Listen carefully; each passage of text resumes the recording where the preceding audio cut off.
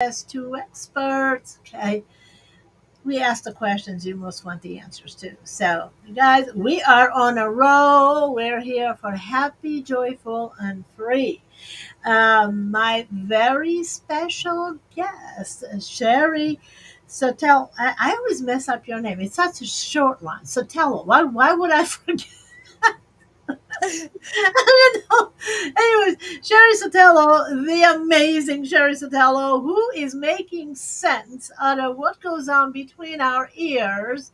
For those of us who are struggling, maybe to make sense out of why we have addictive personalities or why we have addictions and whether good or bad and what's happening with us emotionally, physically, mentally, and how do we manage them, right? So for me, if you did not already watch the segment before, we covered steps 1, 2, 3.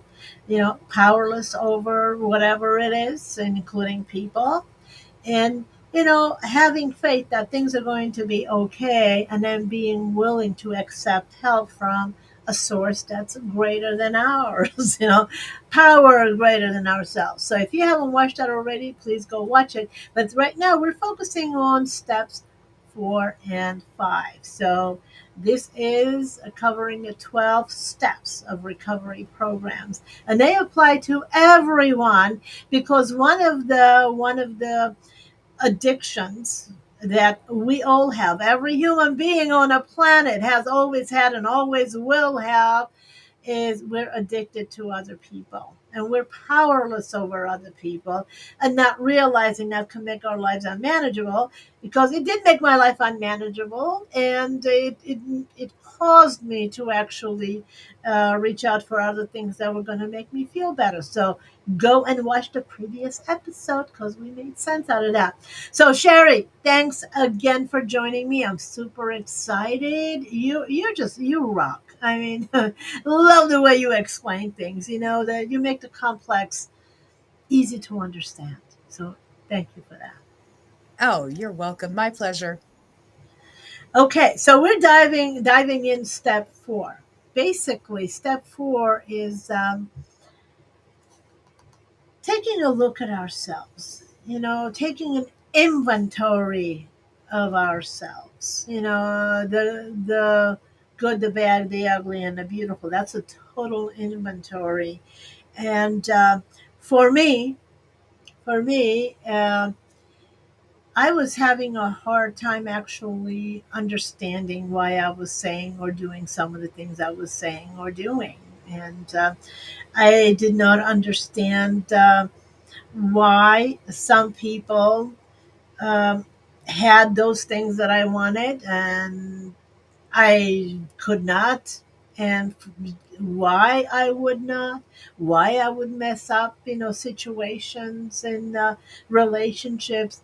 And so, step 4, taking a look at myself, taking it, if you will, dividing up all the different ways I would respond to, with my emotions, started making sense for me. And it made it more manageable for me to be able to recognize and understand the how and the why and all that.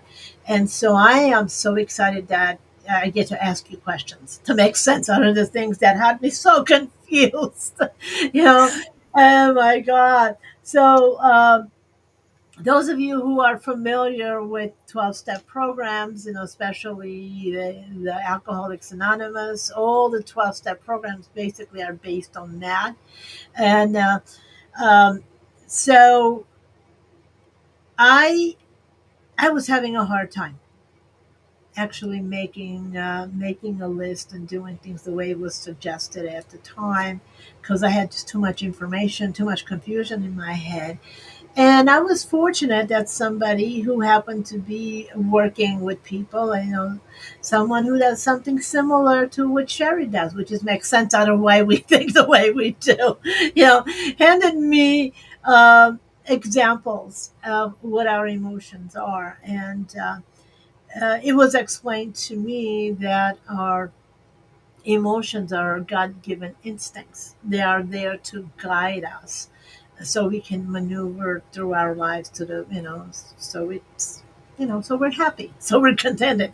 Oh, well, that was everything but happy and content, so it was really good for me to look at. So Sherry, so what I would love to do right now and kind of look at, uh, what is it about ourselves? Why do we not know ourselves? Why do we need to sit down and take inventory of ourselves? Why was I clueless as to why I was saying and doing the things that were detrimental to my well being? So, can you tell me what was going on with me?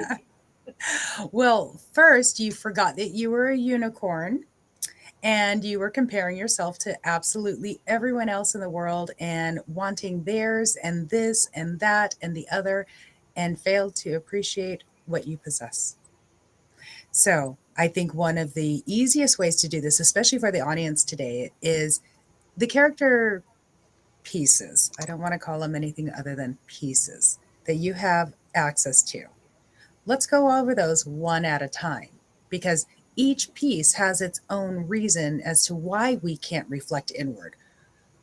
When we're up against a mirror and our nose is right here, we can't see anything. Sometimes it takes stepping back and stepping back. And much like these steps, that's why this is included in the first half of the program, because you have to step away from the mirror in order to see what's going on around you and what's going on inside of you. But when you look across in that mirror, make sure you look in your eyes because our eyes don't lie to us. And so it's so easy to just bypass those same things and look well beyond and fight ourselves on this notion of, why can't I? You can. So let's dive into the ones that actually made you turn around and go, this is that list. I Hmm. see it now because it's written in front of me. So now we're going to give everybody the ear tickle on what they can face and how they can face it, but why. Maybe they took it a direction that wasn't productive. Okay, let's tickle those ears. So I actually pulled a few of them that was on that list, and they're may or may they're not in a particular order that were important to me at the time. So just this is just general.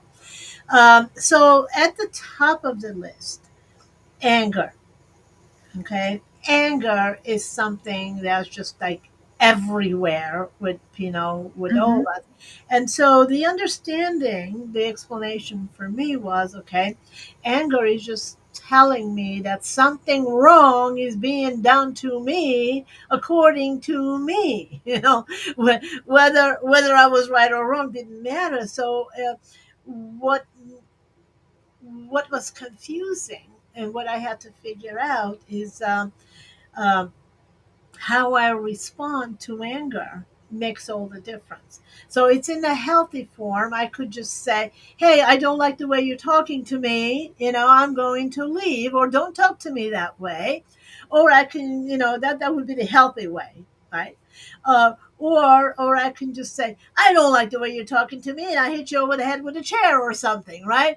That would be the unhealthy because there are consequences. I'm being ridiculous here, but I had to actually hear it like that for me to say, "Oh, Mm-hmm. yeah, I get it." So, so what is it about anger that's just so powerful in one sense and devastating in others? Oh, well, anger is probably one of our oldest forms of showing emotion. Where, we know happy, mad. Okay. Easy, right? But instinctually, anger also allows us to fight. It allows us to survive. It allows us to push things away that we don't want near us. Sometimes that includes those helping hands. And so anger is something that can build up into our body and make us deflect from what truly is what going on. And so that's one of the things that is really important to understand about anger in recovery is the what am I angry over? What am I angry about? How is my anger turned inwards? How's my anger turned outwards? And like you said, there's healthy versions of anger. There's very unhealthy versions of anger. And which one do you want to explore first? Let's go there. Well, let's look at the unhealthy. Okay. Because anger causes more devastation in families than than anything else. So Hmm. but yeah, let's look at the unhealthy.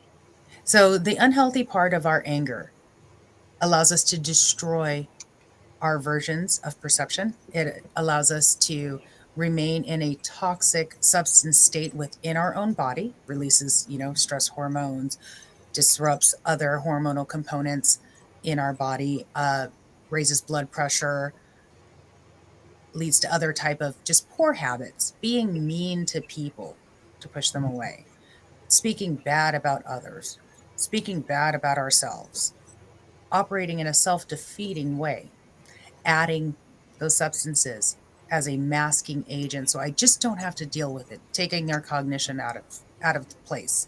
So if I can't feel it, then I can't feel it. Then I'm not going to be angry. So anger has all types of patterns that it exposes itself in. Anger about our home life can leave us at work way too long. Anger about our body can put us in the gym way too long and put us in an unhealthy state. Anger about our relationships can make us maybe disloyal or abusive, um, withdrawn. Anger at our own parenting style can perhaps create this spoiling effect or other abusive patterns. So, anger has so many ways that it expresses, and ultimately, the goal is to push away the reality. We can't live with reality as it is if anger is what our first response is going to be. So what do we do? What do we do when we feel that anger bubbling up? So, then this is where the healthy part comes in because anger can also be the catalyst for change. When you absolutely take control of yourself and say, hey, I'm not going to allow my anger to dictate these things out of my mouth before I got a chance to think about it. It just forced you to go internally and say, how would I like to handle that? Or if the anger in your relationship, because it's maybe abusive or you're being abusive, changes your behavior, we could take that first little rise in our stomach, those little balled up fists, and recognize these patterns and go, oh, I'm here again. What do I want to be different? Let me release, let me calm, then let me move forward. So, anger is a great opportunity for you to do a self check because we become upset about a lot of things. We don't, as humans, we don't get to just skirt emotions because we just don't like that one. Well, there's a lot of things that we don't like, but we are forced to deal with it every single day. So that, and I know that resentment is basically unresolved anger. And so pretty much all of us are walking around uh, resentful of people and things in our lives that we never really did anything about. We just don't like where they are. And so going back and revisiting a past situation that caused us anger, or according to us something wrong was being done to us, would be, it sounds like to me from what you're saying, is going back and looking at it from a different perspective. What was I angry about, and what could I have done, or seeing maybe the other person's perspective, or that aspect of it. Is that what I'm hearing you say, just like looking at it? Yes. And so that's what anger provided you an opportunity to do. Because, yes, resentment is huge. And sure, we can have resentment towards certain applicable things if we were abused, for instance. But if we're looking at us as maybe just emotionally withdrawn and we're going to look at that resentment of from a guilt perspective, what did I miss? Who was I at that time? Because that's not who I am today. Right. There is absolutely no point of sitting in the now, hashing simply the past. Those minutes are gone. That's not the present day minute. You're not the same person. Even cellularly, you're not the exact same person that you were. And so anger can teach us a lot of things, especially when it comes to that, resolving the resentment, opening the door to the situation so that you can analyze it with a more clear head, especially for those that are in this recovery spot or working towards their recovery, able to go back and look and say, hey, I see this piece about myself and I see this piece about myself and I see this piece. Those are the things I never want to do again. And then maybe, just maybe, I won't have those kinds of responses that I've felt in the past from others or even against myself. That's our goal, is Mm. to change so that we don't have to build up resentment, so we don't have to build up remorse, we don't have to have regret. It's the accepting. So, this really goes right back into accepting that people are who they are, people respond how they respond. And at one point, I was one of those people too. So let me love myself just a little bit more, and that'll calm my anger in a different way so that it's productive. Yeah, so we're going into how do we manage. And so, those of you who are watching, step four is basically taking inventory of how we show up and how we have in the past show up in situations, have and how showed up and how we're showing up maybe even now because that's how we're showing up. And so this is just admitting, Mhm. no excuses. This is what it is, and this is how it shows up. And so um, I'm actually excited to share some of the examples of how emotions show up in us because it made it easy for me to be able to say, "Oh yeah, I did that," right? So, for example, let's say resentment was one of them. Like unresolved anger from the past that we can just look at it from a different perspective or admit that we played a part in it. The next one, blaming Oh. others for all the different things. So how yeah, how is blaming others affecting our lives? Well, this one is always a great one because when you set expectations way up here, these are your expectations, and your tolerance is way down here. Your frustration is this big, and you blame this much. But if you have your expectations to a person's capacity and you have a tolerance for their humanness, all of their humanness, here's your amount of frustration. How much time are you actually going to be blaming? Why do we blame? Why do we point the finger? We point the finger because we're hurting. We point the finger because we don't want to accept responsibility or accountability. We sometimes blame because we feel shame for something that we did. Again, here's that deflection stuff. Sometimes we feel blamed because of our own internal understanding. And again, it's a projection because we would do that if we were on the other side. We would say, well, it was your fault that I acted this way. Here's the notion that has to go with it. Nobody forces us to feel a certain way. Nobody forces us to take on responsibility for emotions that aren't ours. Because if that was truly the case, as a clinician, I'm going to tell you everything about the happiness in your world and you're just going to accept it and that's your new happy. So, since we know that doesn't happen, it's just as easy to say, nobody made you mad. You made yourself mad by your perception. And so you can't blame that somebody else was responsible for this. We're responsible for our own set of emotions and then how we act and then how we react and how we outwardly show some behavior for it. And so when you can pull this together and start going with your understanding of, here we are again. I am empowered and I have control because that person doesn't control my happiness. They can't control my anger because I'm now realizing those are simply under the same category of emotion. Nobody controls my emotions but me. Yeah, yeah, that was beautiful. Actually, for me, when I realized that I'm responsible for my emotions, it was actually very empowering because it went back to powerless over people, they're powerless over me. And as long as I'm blaming you for what's wrong with this situation, I'm powerless. But if I'm like, wait, I have played a part in this, and that gives me some power to do something about it. And so it was actually, like, wow, really.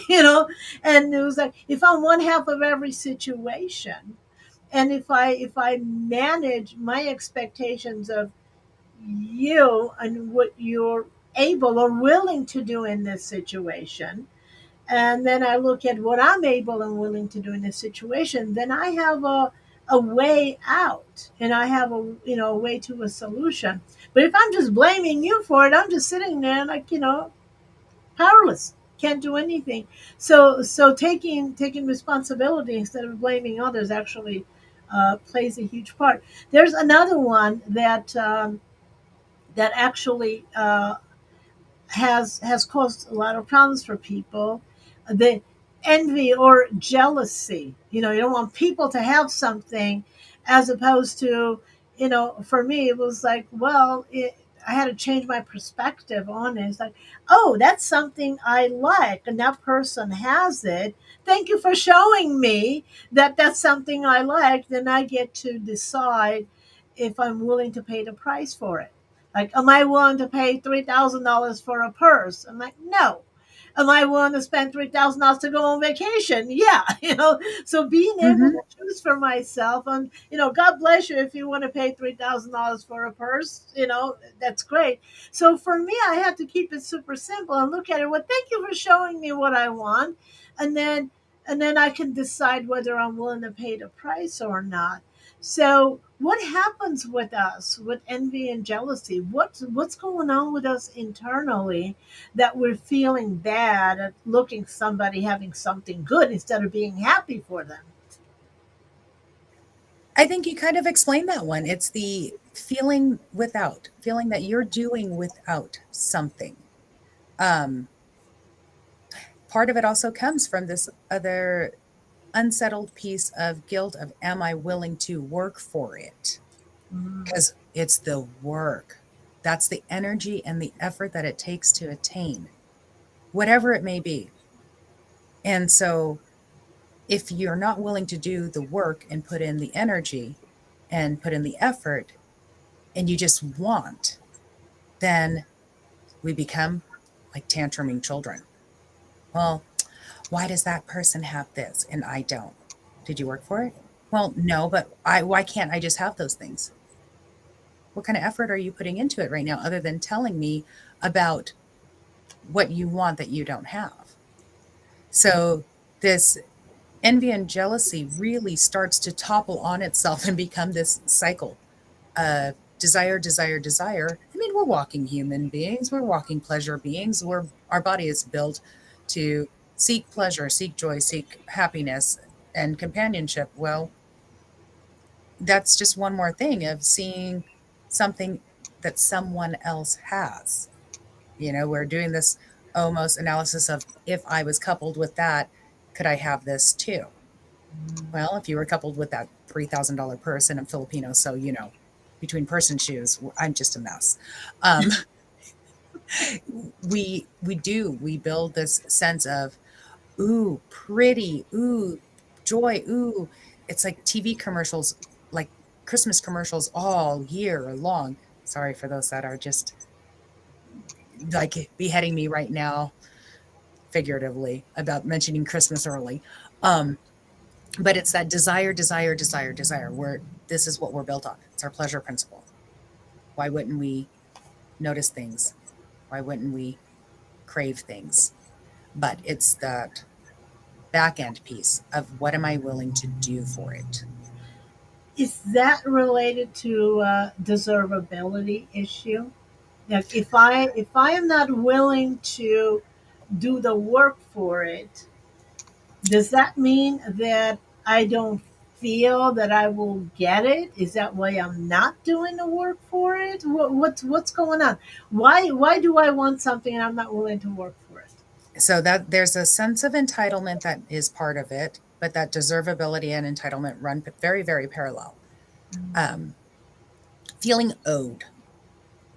If you feel owed something, then why don't I have it? It should be handed to me. Ironically, here we go back to childhood all over again. It's part of our rearing process.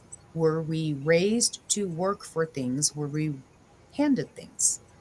So then we're going to build cognitively this space that says we should be just given the things that we want, or did we have to earn the things that we want? So this is just a pattern of behavior. It's in our adulthood that we have to decide which pattern of behavior is healthy, which one is not healthy. Feeling entitled, feeling that you are owed something, very unhealthy. Feeling that you deserve something, but not stopping on that thought. It's because you're willing to work and put the energy and effort into it, then absolutely. And you may or may not get it if it's available. And so that's creating that healthy realm cognitively based on what we were raised with, what we have as our value system, our judgment system, our moral system, because that's all coming into play with this notion of deservability. Yeah. Wow. Yeah, there are a whole that's great. Thank you. There are a whole bunch of other ones, but I want to touch one other one that seems to Mm-hmm. be pretty much everywhere.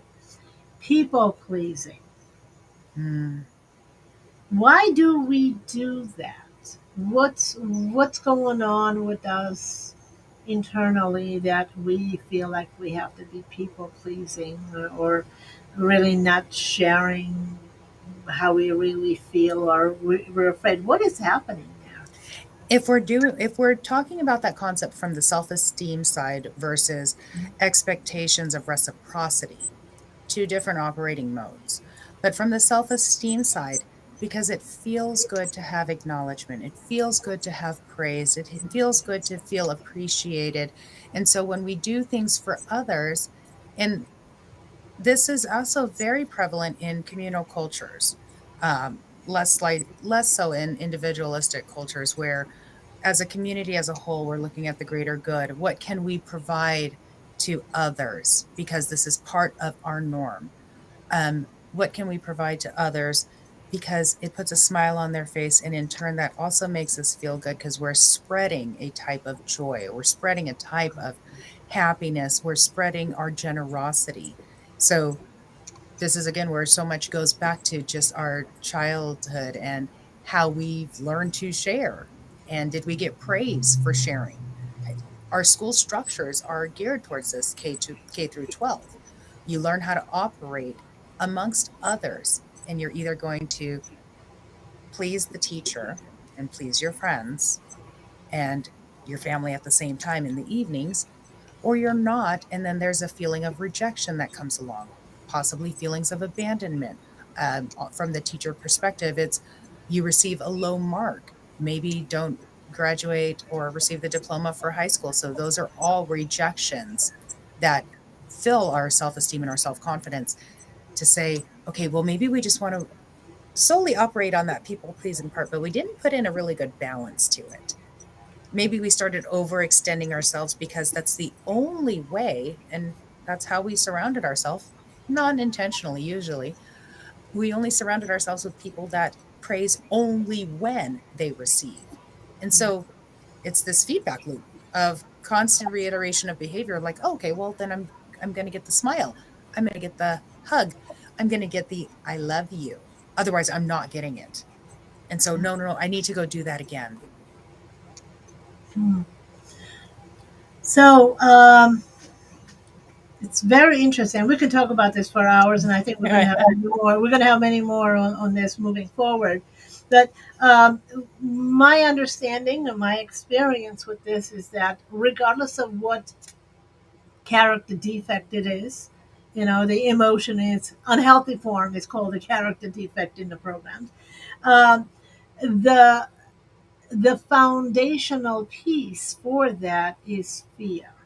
So no matter what it is, if we're angry, it's like, okay, I'm afraid of being whatever it is underneath it. If I'm jealous, I'm afraid of looking like I'm less. Mm-hmm. If I'm people pleasing, I'm afraid of.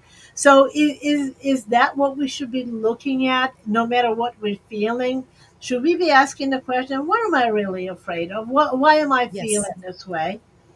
Ask yourself why, and be the annoying 2-year old self. The but why? But why? But why? Because fear does drive us. That's our primal instinct. The fear of the unknown. What's around a corner? Are we going to be safe or not? So, yes, fear is absolutely our operating mechanism. Wow. Okay. So, having said that, those of you who are busy writing down all the things that are making you unhappy, or the emotions that are bringing negative results, you may want to just kind of just jot them down and just every now and then look at them and see where they're coming from. What are you really afraid of? And Mhm. the why. The With absolute be why. the annoying child, right? I love that. And then it's from there that you take those whys. But once you source that fear, the question stops. Yeah. There's no reason to ask the question again. You already answered it. Yeah. So let's go right into step 5, which is basically sharing our character defects, our inventory with another human being. Now, Aha. I will tell you that I was refusing to do this. It took me forever to finish step 4. It took me a whole year to finish step 4, because I knew step 5 was coming, and there Fear. were, yeah, and there were things about me where I really, and probably was if me, kind of thing, that deep down inside. And my experience with it was actually absolutely beautiful. I actually did it with, my sponsor, this beautiful woman, very spiritually centered. And no matter what I said, it was just nothing but love and acceptance coming back, in her eyes. And every now and then she would say, "And if there is a name for it, somebody else has done it. I hate to break it to you," you know. So let's just have fun with it, kind of thing.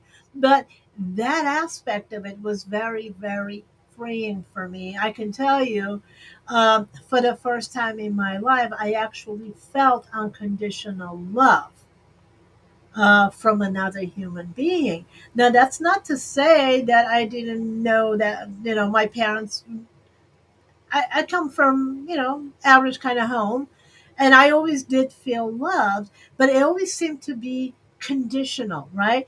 To me, I had to be the good little girl. I had to be the straight A student. I had to sing at the family gatherings. I had to dance. I had to do it was always like I had to do something to be totally accepted. Now, nobody told me that. Nobody said I'm not going to love you if you don't do this, or I'm going to love you more if you do that. But as a child, I just kind of took that on. So I always felt like I had to be a certain way. So step 5 was pivotal for me, because there were things in my life that I wasn't very proud of. There were situations where I was like, "Oh, darn, I can't believe I said or did that," you know. And so internally, it was like, "Yeah, if you really knew me, you wouldn't think so good at me. If you really knew me, you wouldn't like me." And so let's get to why it's so important for us to not hold on to secrets, because we hear we're sick with our secrets, right? And so this, step 5 also says that it doesn't have to be one person. It could be clergy. It could be, somebody like Sherry, who totally understands, and they can help you sort through things. It just another human being. Okay. And so I'm going to bring it over to you, Sherry. So explain to us, please, why is it so important for us to be totally open and receptive? That goes to the basis of our formation as communal species. We're not meant to be alone. So, at its absolute foundational ground level, is because we are not independent, nomadic as as a person, we're always going to be surrounded. It's what we seek. It's what we're geared for. So that's part of how we create community is through communication. And so sharing is speaking, even sharing in the nonverbal sense is communicating. We're always going to be a healthier individual if we share with another, because that's our sourcing. It's also why we have to have two in order to reproduce. Again, this is our absolute base as a human. So you're going to share in all kinds of ways, even if you're not trying to share. So, but the sharing to feel better is because then we feel supported. It feels like our community grows. It feels like our safety net, because again, we operate for self preservation, we operate in safety. Our safety net says, okay, this person knows me, so I'm bringing them closer. This person knows me, I'm going to bring them closer. All of a sudden, my safety net around me is so much more secure. It's like a bundle of twigs. You put them together, very hard to break. Single one, very easy to break. This is why sharing is such an important piece of who we are as a species. So hopefully that helps you Yeah. understand from the baseline level of why Yeah, sharing. it does. Actually, it's almost like our survival mechanism Mm-hmm. to be accepted who we are, Yes. to be, yeah, to be connected. And I know for me, feeling like there were certain things I couldn't share because I would be judged, because I was judging myself, you Right. know. Feeling Yeah, ousted, an individual yeah, person way on the outside of the safety. yeah. That's why we don't share, because Mm, there is, again, that primal piece to us. We would have been hunted out of existence if we stayed that way. okay. So sharing and being open to receive the love that's coming our way, being willing to believe when people say, "You're okay. I Mm-hmm. do love you. I think you're amazing." To actually be willing to receive, it makes a big difference. So now we're on a roll here. Let's. I do want to talk about step 6 and 7. They work together. The reason for that is steps 1, 2, and 3 had me managing my life on my everyday life better. You know, things started making more sense. Life started coming down. It was calm for the most part. Steps 4 and 5, they brought up a whole bunch of pain, a whole bunch of memories, a whole bunch of stuff. So there was a lot of healing kind of going on. I had to go back and look at things. However, the change in me started happening with steps 6 and 7. It was very, very interesting because the shift that happened was that I started changing the things about myself that made me feel bad about myself. The character defects that I had written pages and pages on. Oh, I did this and I did that and I did that. And it's like, well, how do I stop doing that? And so the simplicity of 6 and 7, I can't wait to hear your input on this, because most people don't talk about it. It's not one of the primary steps, but to me it was pivotal. So step 6 basically says, being willing, just being willing to stop doing those things. Stop doing those things. Am I willing? Yeah, I'm willing. But here's the part. It was very interesting. Um, to give up those character defects, the things that were there to actually take care of me over the years, they had pretty deep roots, you know, and especially like anger, it was very empowering. So I had to like kind of, okay, which one am I willing to let go? Which one of these doesn't have very deep roots? So that's what I had to do. It was suggested to focus on the the top three that were causing me challenges in my life. So I was like, okay, I'm willing to let go. But then it was like I was willing to let go, but it was not up to me to stop doing it. I had to ask God to remove that character defect. So it's a process that I do over and over again. And here's why those God given instincts and emotions kept coming up. So something that would maybe get me in fear mode years ago does not affect me anymore, but something bigger will get me in fear mode, let's say, right? And so it's not what caused that emotion, it's the emotion itself that I had to learn to kind of see it coming and be willing to ask God to take it away. So that's my understanding, and that's what I've been doing, and it has been working. But why? Why is it? Um, why do we not let go of some emotions? Why do we want to hold on to some of them? How do we get ready? So all these things, I'm dropping them on your lap because I would love for you to make sense of them. I know what I'm doing. It's like I know how to drive a car, but I don't know how the engine works, right? Right, So you didn't build it. yeah. And So actually, I'm glad you put it that way because it's just like a car. You may not understand the mechanics under the hood and you didn't build the damn thing, but you sure know how to get it from point A to point B. Here's the thing is we have built-in emotions. We don't get to just eject the ones that we don't like. We have to put them either into cruise control, we have to not put them into that gear, and that's the sense of all right, am I willing to make changes? Okay, yes. Am I going to do it? Or am I going to say, I'm trying to do it? Well, don't put yourself in neutral and scoot along. It's no, put it into gear of, I'm going to do this. But the emotions are going to exist no matter what. It's our cognitive level, our conscious level, our learned behavior, our societal norms that really step into this moment of I can't just act out on these things. I can't just act out on our absolute instinct.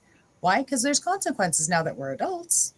And that's why our we have this beautiful frontal lobe piece that gives us the logic and the reasoning and the judgment, but more than anything, emotional consequences that applies to others. We didn't have that as kids. And so this is what gets enacted from our mid 20s on till the rest of our lives. And that is our that's our gear manager. If I know that I'm never going to get out of having anger as part of me, but I want to be in control of when I use it. If fear is always going to be a part of me, but I need to know when it's activated, then that's when you get to make that decision. And this is the very conscious decision of I'm going to do certain things, I'm not going to do certain things, and why. Here we go back to the annoying 2 year old. The why. mhm. So it's part of us, but it's our ability to make that decision that comes into play because of the willingness. So this is where again, you don't just stop at the one thought. It's the what then? And then what then? And then what then? Hmm. So our ability to make that decision, like seeing it coming, like uh, I can hear the train coming, right? I know it's coming. Do I get off the track before it Mhm. hits me, right? So when do I get off? Exactly. It's yeah, it's one of those. So why are we resisting holding on to some of it until it basically it's excruciating. We still keep doing the things we used to do, even Hmm. though we know that it's hurting us. Right. Yeah. Because of the fear of not having it. So much in the same way that envy took its play of I want that thing, I also not I don't want to do without what I know. I don't want to do without what maybe comforted me at one point, even if it was a toxic thing, even if it was a horrible habit. It's the I don't know how to operate without it. Hmm. Exactly. That's a good thing because otherwise you have no learning curve. This is Mm, where learning really comes into play. We've failed at so many things in addiction, but failure is absolutely the most wonderful thing you can have because it's your opportunity to learn twice. You learn what not to do, then you learn what to do. So if mm. you want to get off the train track, well, don't get, scathed by it first and almost completely hit and run over. No, you learn to feel the vibration and step off so you don't have the consequence. You learned. Yeah. So I like that you pointed out that who am I without that? You know, it's Mhm. such a part of me. Who am I without that? You know, it's a part of my personality. You know, how would I function without it? It's like cutting off a limb. You know, it's like, Yes. I need it. I need it. And so I found a lot of comfort in knowing that I just had to be willing not to be angry, let's say, right? And just God would come in and take care of it. He would come in and take away my anger. But then I would go back and grab it back again, right? Because my anger keeps coming back. So it was almost like, oh, we're playing toss up over here. Okay, God, it's here. I'm going to toss the ball over to you. Okay, now I can take it back. You know, but it made it easier for me to be willing to be imperfect, to be to be okay with not getting it right the first time. And like you said, knowing it's always going to be a part of me. There are always going to be Mhm. situations that I'm going to get angry about. You know, there's something that's being done, whether to me or to somebody else. You know, as my life changes, as I change, as my perspective on what's right or wrong changes, as I learn to be a better human being, so there are things that are going to be disagreeable to me. So knowing that I have my buddy there, God, who's like the all powerful, who's going to take in and rescue me. I still need rescuing. I like that. But God gives us choice. That's the whole fun of it. Yeah. Because we have got to learn, and sometimes we learn the hard way. I give this example, I don't even know how often, but when we set out on this brand new path and we're making all these new changes, we're doing this because we've learned. And then what happens from there is that if we start into old habits again, here's a little highlighter for you. If we're going to go back into some of our old ways, we run into the same wall and it hurts because you're banging your head on this big cement wall. And it's meant to knock you on your ass on purpose. Because when you fall down because of your old ways, you stand up, you dust yourself off, you pivot and go this direction. Sometimes God throws things back in our way because He's saying, hey, look, you're making some of these same steps again. Those steps are leading you back to that wall you used to hit. I'm going to knock you down. When Mm, you get up, your choice is, do you pivot and miss it? Or do you stand up and you do it again? yeah. This is the beauty of choice. Awesome. Yeah, I love that. I love that. Okay, so we're gonna be wrapping up this segment and coming back with another. Those of you who are watching, this is this is two segments.